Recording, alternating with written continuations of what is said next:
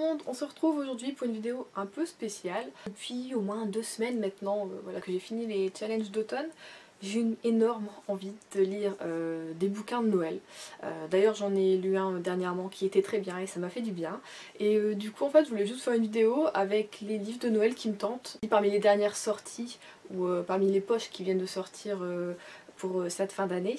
Comme ça si vous voulez, peut-être ça vous donnera des idées pour le Cold Winter Challenge si vous voulez le faire, ou bien juste pour lire voilà, des bouquins de Noël pour cette fin d'année. Évidemment je les mets en envie, mais je vais pas tous les lire puisque vous savez que je suis en no-buy, même si je compte le casser parce que j'ai fini mon contrat et pour fêter ça j'ai envie de m'acheter un petit peu de bouquins et pourquoi pas des romances de Noël, ça me ferait du bien.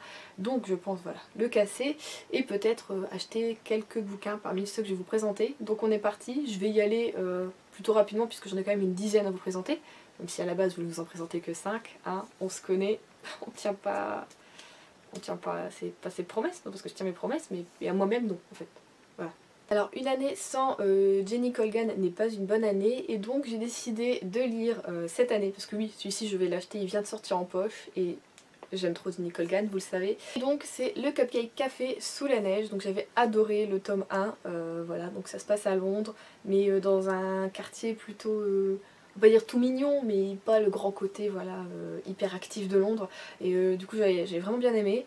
L'année où j'ai lu, donc l'année dernière, hein, où j'ai lu le tome 1 qui sortait en poche, c'est vrai que tout de suite après j'aurais aimé lire la version Noël, donc la suite. Ça, ce qui est dommage, c'est que j'aime tellement lire en poche les romances et les contemporains que attendre franchement à chaque fois une année, c'est hyper dur. Mais bon, maintenant que je commence une série en poche, je vais la finir en poche. Et donc voilà, j'ai tenu un an et du coup je compte bien m'acheter et lire le Cupcake Café sous la neige et j'espère qu'il sera aussi bien que le tome 1, voire peut-être encore meilleur puisqu'il y a de la neige et c'est en fin d'année. Donc voilà, j'ai hâte de continuer l'histoire et de voir ce qui a pu arriver à nos personnages. Pareil, celui-ci c'est un livre qui est sorti l'année dernière en grand format et qui sort cette année en poche. C'est donc La vie est belle et drôle à la fois de Clarisse Sabar. Il est sorti en poche cette année. Et le tome 2, donc la suite je suppose, puisque je n'ai pas lu le tome 1, je ne sais pas trop, et j'ai pas trop voulu voilà, me spoiler au cas où, sort également cette année, mais en grand format, donc je me le garde celui-ci pour l'année prochaine, et c'est donc... Attendez que je cherchais un petit peu. La vie a plus d'imagination que nous, et donc voilà, j'ai entendu de très très bons avis sur La vie est belle et drôle à la fois, que ce soit sur Instagram ou sur les blogs ou sur les forums, et voilà, je pense du coup me lancer cette année, je vais essayer d'aller me le procurer, ça me fera du bien aussi. Donc voilà, je vais découvrir une écriture parce que je ne pense pas avoir lu de Clarisse Sabar, même durant les collectifs, je ne crois pas qu'elle soit dedans. Non, elle ne fait pas partie de la team Romcom, donc voilà, ce sera une découverte cette année et j'espère aimer et pouvoir du coup lire la suite l'année prochaine qui sortira en poche. Ensuite j'aimerais lire Laisse tomber la neige de Cécile Chomin, pareil je n'ai jamais lu de Cécile Chomin et en fait ce bouquin me donne énormément envie parce qu'il a l'air en fait super drôle et pas prise de tête. Et peut-être ok on s'attend voilà à ce qui va se passer, mais comme dans toutes les romances hein, voilà. Mais je sais pas, ouais, il me donne vraiment envie. Donc voilà, je pense que je vais aussi me le procurer. Je vais pas en acheter trop cette année parce que durant les 2 précédents Cold Winter, j'en avais acheté beaucoup de bouquins de romances, en tout cas de Noël. Et finalement, après avoir acheté, bon souvent c'était des occasions, hein, ils sont toujours là et donc c'est ceux que je suis en train de lire un peu maintenant en ce mois de novembre. Donc voilà, je préfère ne pas trop acheter et être sûre de lire ce que je vais acheter plutôt que d'en acheter plein. Et puis de toute façon, si je veux les lire plus tard, ils sont toujours en librairie ou au pire je les commande et puis voilà quoi. Il n'y a pas besoin de se précipiter. Je vais essayer de... Hein, alors, on va pas trop brûler les étapes, on va se calmer un peu, mais voilà, celui-ci me tente énormément. Donc je pense que ces 3 premiers bouquins, je vais vraiment essayer de me les procurer pour le Cold Winter de cette année. À dire, petite parenthèse, que je suis un peu malade, hein, donc je suis désolée si je parle un peu du nez ou si j'ai les yeux qui... Je sens que j'ai les yeux qui sont en train un peu de larmoyer. Voilà, je tourne mais un petit peu enrhumée. Hein, voilà. Celui-ci, j'ai entendu du bien comme du moins bien. Il s'agit donc de Tout en haut de ma liste de Emily Blaine, donc voilà, qui sort en poche aussi cette année. Alors celui-ci du coup, je sais pas trop. J'ai envie de le lire depuis qu'il est sorti. Mais comme il y a des avis un peu divergents, je ne sais pas si je le lirai cette année ou si peut-être je l'achèterai en janvier si j'ai envie d'une lecture encore de Noël en janvier. Ou s'il attendra un an de plus pour que je l'achète et que voilà, je me fasse mon propre avis. Je sais pas trop celui-ci, j'ai envie, parce que voilà, je vous dis ça fait un an que j'ai envie de le lire, mais j'ai un peu des doutes à cause des commentaires, voilà. J'ai également envie de lire La caresse de l'hiver de Susan Wings. Alors celui-ci c'est pas on va dire un hors-série ou quoi, il fait partie d'une série de bouquins qui est énorme, ouais franchement, il y a plus d'une dizaine de bouquins je crois déjà de sortis sur cette série. C'est la série du Lac des Sols si je ne me trompe pas, donc de l'autrice, mais bon de ce que j'ai vu on se fait pas trop forcément spoiler, même en lisant voilà, les bouquins soit dans le désordre ou juste un comme ça et ensuite en reprenant la suite dans l'ordre.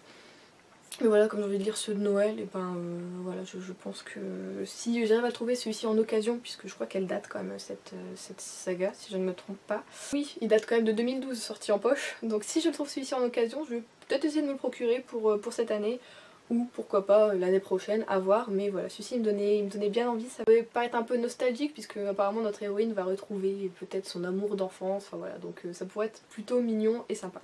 Là, dans la catégorie plutôt troll, nous avons L'amour est une question de malchance de Alix Marin, pareil, jamais lu. Elle vient de sortir en version poche il y a un mois. Elle avait l'air franchement vachement drôle, puisqu'apparemment notre héroïne est plutôt poursuivie par la malchance, et ça m'a l'air d'être un peu cocasse, tout ça.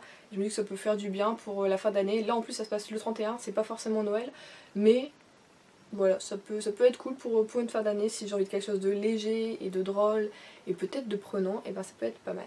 Ensuite nous avons Je te ferai aimer Noël de Caro M. Lynn. Donc là on est plus dans, on va dire je pense, le scénario cliché américain où on a notre héroïne qui adore Noël et qui voilà, va en faire profiter tout le monde et va rencontrer quelqu'un qui n'aime pas Noël. Donc ouais, c'est un peu vraiment le cliché des téléfilms américains de fin d'année.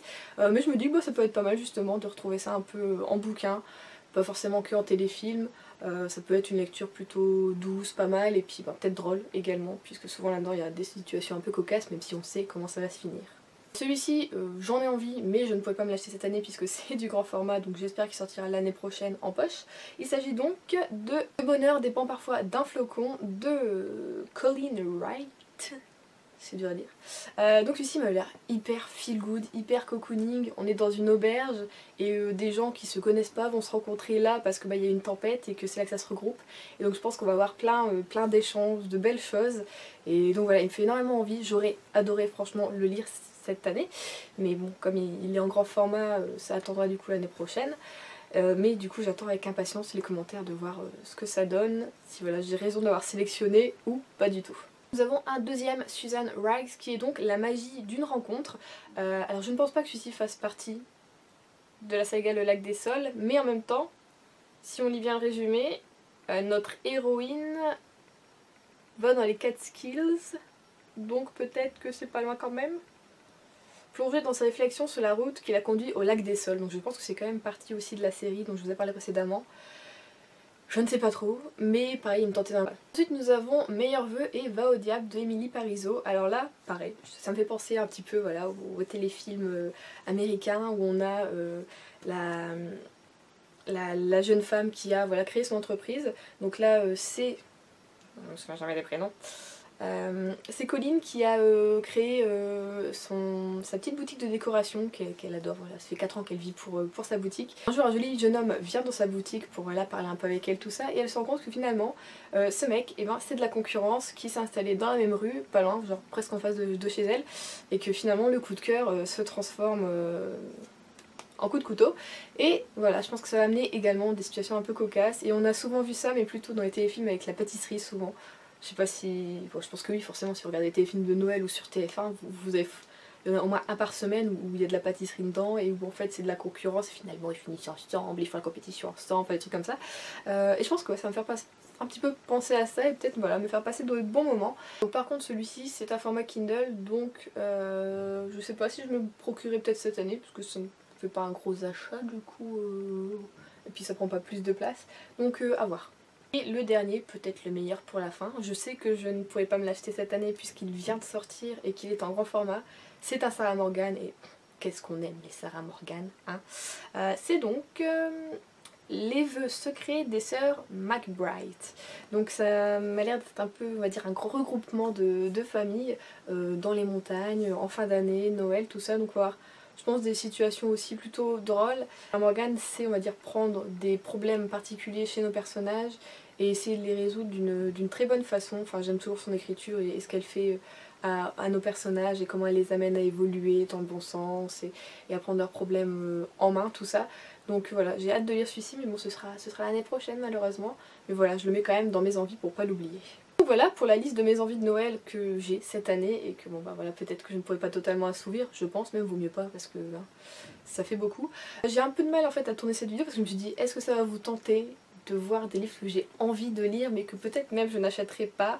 Donc voilà, c'était un peu compliqué mais bon je me suis dit allez Juliette on se lance, ça fait 2 semaines que j'ai envie de tourner cette vidéo. Je le fais. Bon c'est peut-être fait un petit peu maladroitement mais bon j'ai pas l'habitude de pas avoir de livre en main et d'en parler.